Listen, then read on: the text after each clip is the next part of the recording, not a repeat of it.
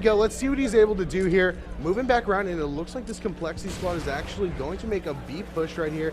TP with that bomb, very known for being the objective player behind this complexity squad, and he's going to set out the trophies, and it looks like they're going to go for a quick plant here. Yep, there is going to be a 4-on-3 scenario here. We did have Aches die right away, a couple hit markers in there. He is going to actually be rewarded the kill. That's going to be on accuracy. That's going to make it a 3-on-3. The bomb has it been planted? Can't tell. Yes. Yeah, it's been planted. Okay, thank you. Crimsix spots another guy there, putting some shots down, was able to clean him up. This is a 3-on-2 scenario here, and there's a guy coming around the post office here. That is going to, I do believe it's going to be Sender. Sender's going to be taken down in the back, and it is all up to Twisted. Has one guy, cleans him up, and now he has 2 players of complexity to work with. They are both just staring him down. Yeah, Twisted up against Crimsix and TP. Twisted is a very good player, though, for this adversity squad.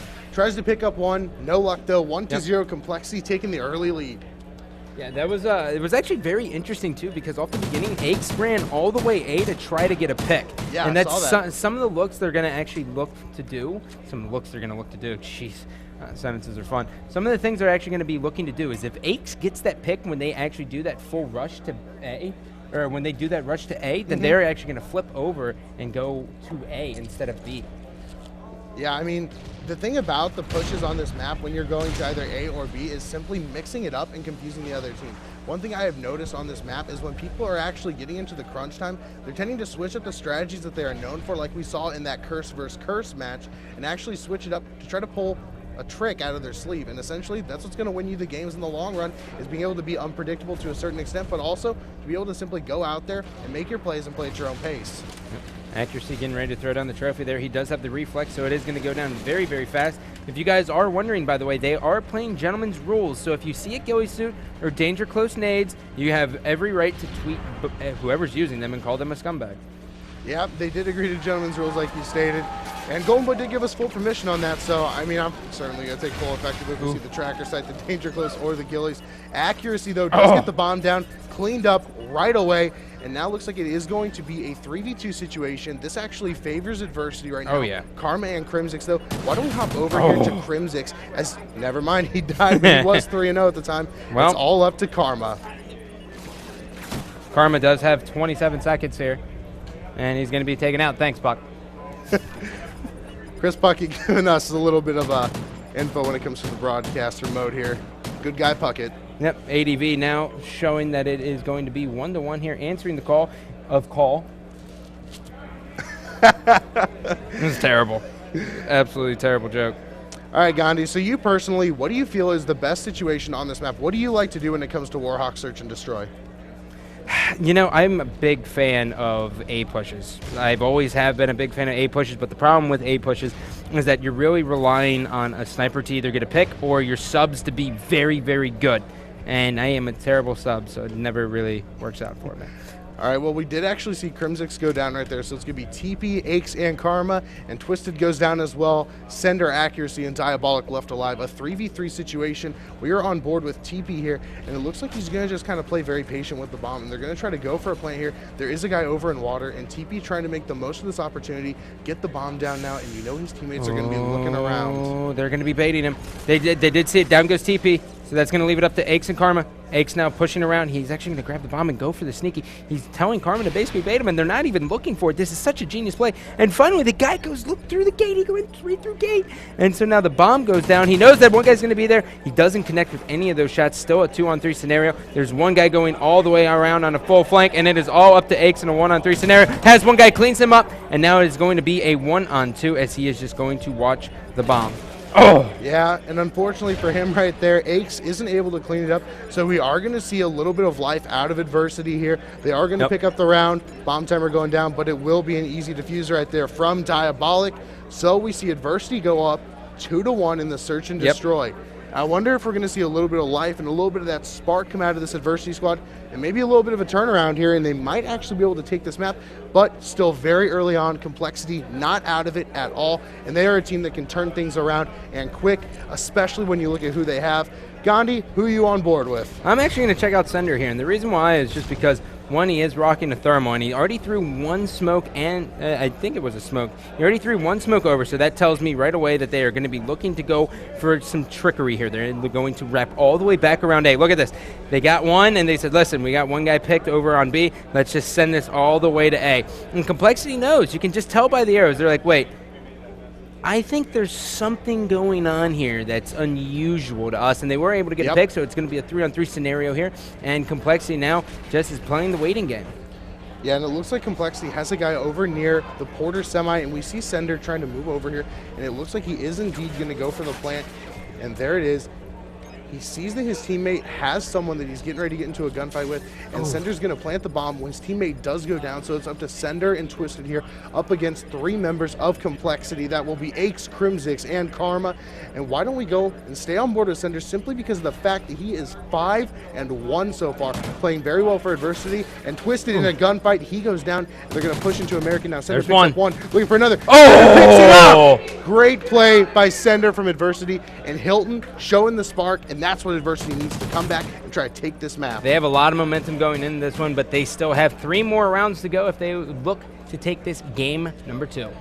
Absolutely, Gandhi, but a good start still. The thing that they have to keep in mind is to keep their composure and simply ride the momentum. At the same time, they want to avoid, excuse me, I don't do words, but they want to avoid making sure the Complexity isn't going to be able to come back and here it is. turn this Here around. it is. This is my favorite push that they do. They are sending 4 guys to a strong A. And the person I want to watch is Crimzix here because he does have a sub, number 1. And number 2, he's going to normally make the play. And down goes Crimzix right away, jumping on board with TP. He is in American. He does have a guy coming up behind him. That's going to be his teammate. And now they're basically going to wait and play the bait and switch game. But look at the arrows here.